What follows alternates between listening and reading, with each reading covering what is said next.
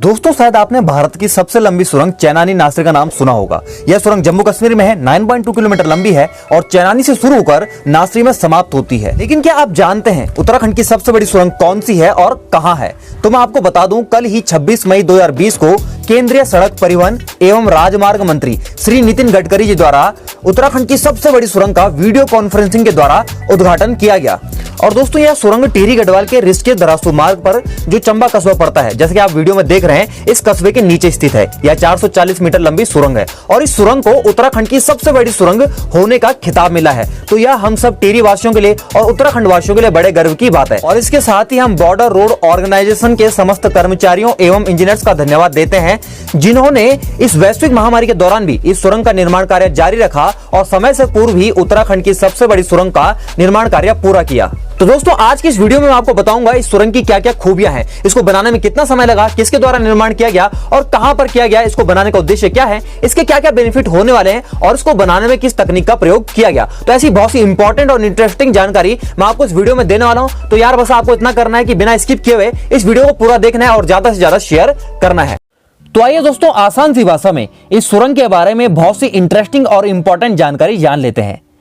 जैसा कि आप जानते हैं, यह सुरंग टिहरी गढ़वाल के चंबा कस्बे में स्थित है और चंबा के नजदीक गुलडी गांव से इस सुरंग का निर्माण कार्य शुरू हुआ। यह सुरंग बॉर्डर रोड ऑर्गेनाइजेशन यानी बीआरओ द्वारा तैयार की गई है। देखिए, बीआरओ द्वारा राष्ट्रीय राजमार्ग संख्या 94 यानी national highway 94 Rishikesh Dharasu road पर चंबा कस्बे के नीचे इस सुरंग का निर्माण किया गया। और इस सुरंग के निर्माण कार्य के पूर्ण होने पर केंद्रीय सड़क परिवहन एवं राजमार्ग मंत्री श्री नितिन गडकरी जी द्वारा ट्वीट करके कहा गया, मैं इस वैश्विक महामारी के बीच राष्ट्र निर्माण में अपने असाधारण योगदान के लिए बीआरओ की टीम को बधाई देता हूं। अब बात करते हैं इसके निर्माण का उद्देश्य यानी पर्पस क्या है और इससे क्या क्या बेनिफिट होने वाले हैं। तो केदारनाथ में जो भीषण आपदा आई थी, शायद ही उसे कोई भूला हो, क्योंकि इसमें बहुत से लोगों की जान चली गई थी। इसके बाद से ही सरकार सभी मौसमों में चारों धामों की यात्रा को पॉसिबल और सुगम बनाने के लिए यानी ऑल वेदर कनेक्टिविटी के लिए प्रतिबद्ध थी। और इसी उद्देश्य के लिए दिसंबर 2016 में चार धाम परियोजना की शुरुआत की गई। अब आप कहेंगे भाई चार धाम परियोजना क्या है? तो देखिए, यह एक हाईवे परियोजना है, मतलब राज्य में स्थित जो चारों तीर्थ स्थल हैं, जो चारों धाम हैं, इनको एक्सप्रेस राष्ट्रीय राजमार्गों से जोड़ा जाएगा। आसान सी भाषा में कहूं तो जो चारों धाम हैं, गंगोत्री, यमुनोत्री, केदारनाथ, बद्रीनाथ, इनमें 12 महीने यात्रा सुगम हो, इसके लिए क्या किया गया, सड़क परिवहन एवं राजमार्ग मंत्रालय द्वारा कुल 12,000 करोड़ रुपए की अनुमानित लागत से 900 किलोमीटर सड़क के सुधार और चौड़ीकरण का निर्माण कार्य शुरू किया गया। देखिए, आप देहरादून गए होंगे, उत्तरकाशी गए होंगे या फिर श्रीनगर गए होंगे, तो रास्ते में जो सड़क का चौड़ीकरण का काम हो रहा था, यह चार धाम प्रोजेक्ट यानी चार धाम परियोजना के तहत ही हो रहा था। देखिए, चार धाम परियोजना के तहत चार धाम के साथ साथ चीन की सीमा तक अच्छी और पक्की सड़कें बनेंगी। इस योजना के तहत सरकार बारिश के मौसम में भी यात्रा को सुगम बनाना चाहती है, ताकि बारिश के मौसम में भी धाम के दर्शन के लिए आने वाली यात्रियों को दिक्कत का सामना न करना पड़े।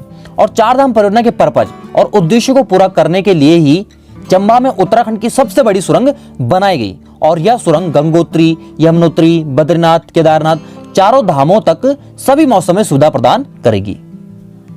तो अब आप इसका उद्देश्य समझ गए होंगे। अब बात करते हैं इससे क्या बेनिफिट होने वाले हैं। देखिए, 12 महीने चार धाम यात्रा संभव होगी, समय की और ईंधन की बचत होगी, पर्यटन और रोजगार को बढ़ावा मिलेगा और चंबा में जाम नहीं लगेगा, यातायात सुगम होगा और गंगोत्री, यमुनोत्री जाने वालों को जाम और हाईवे अवरुद्ध होने की समस्या से निजात मिलेगा। इस प्रकार इसके बहुत से लाभ हैं। आइए अब बात करते हैं इसकी खूबियों की और कुछ इंटरेस्टिंग फैक्ट्स की। देखिए, सबसे पहली बात तो यही है कि यह उत्तराखंड की सबसे बड़ी सुरंग है और इसके बनने से चार धाम यात्रा सुगम हो जाएगी। इस सुरंग का निर्माण चंबा की हल्की मिट्टी, कमजोर पहाड़ी और लगातार पानी के रिसाव तथा सुरंग के ऊपर बसे शहर को सुरक्षित रखने की चुनौतियों के बीच करना कठिन था, पर बीआरओ द्वारा यह असंभव कार्य कर दिखाया गया। बीआरओ यानी बॉर्डर रोड ऑर्गेनाइजेशन, यह भारत के सीमांत क्षेत्रों में सड़क नेटवर्क का निर्माण करते हैं और इसकी स्थापना 7 मई 1960 को हुई थी। इसका मुख्यालय नई दिल्ली में है और इस सुरंग के उद्घाटन के समय बीआरओ के director general lieutenant general Harpal Singh ji भी मौजूद थे। सुरंग निर्माण कार्य शुरू होने से पूर्व मलेशिया से आए विशेषज्ञों ने प्रस्तावित भूमि की मिट्टी और चट्टानों की जांच के लिए परीक्षण किया था। अब बात करें किस तकनीक से इस सुरंग का निर्माण कार्य किया गया, तो यह सुरंग ऑस्ट्रियाई तकनीक से बनाई गई है। इस सुरंग के निर्माण के दौरान यहां से मिट्टी निकाली गई और धीरे धीरे कंक्रीट से इसको मजबूत किया गया। देखिए 10 मीटर चौड़ी सुरंग में यात्रियों के लिए पैदल मार्ग भी छोड़ा गया है। बीआरओ द्वारा जनवरी 2019 में सुरंग के उत्तरी छोर पर काम शुरू किया गया था, लेकिन दक्षिणी छोर पर भूमि मुआवजा और मकानों की सुरक्षा के मुद्दों का समाधान करने के उपरांत अक्टूबर 2019 के बाद यह काम दोबारा शुरू हो सका। देखिए काम में देरी के बाद बीआरओ ने दिन रात कार्य कर इसे जनवरी 2021 तक पूर्ण कर यातायात के लिए खोलने का निर्णय किया था, पर बीआरओ के कर्मचारियों के दिन रात मेहनत करने के बाद इसे निर्धारित तिथि जनवरी 2021 से 3 महीने पहले यानी अक्टूबर 2020 में यातायात के लिए खोल दिया जाएगा। और देखिए इसी परियोजना के तहत 4.2 किलोमीटर सड़क और 440 मीटर सुरंग का निर्माण 87 करोड़ की लागत से किया जा रहा है।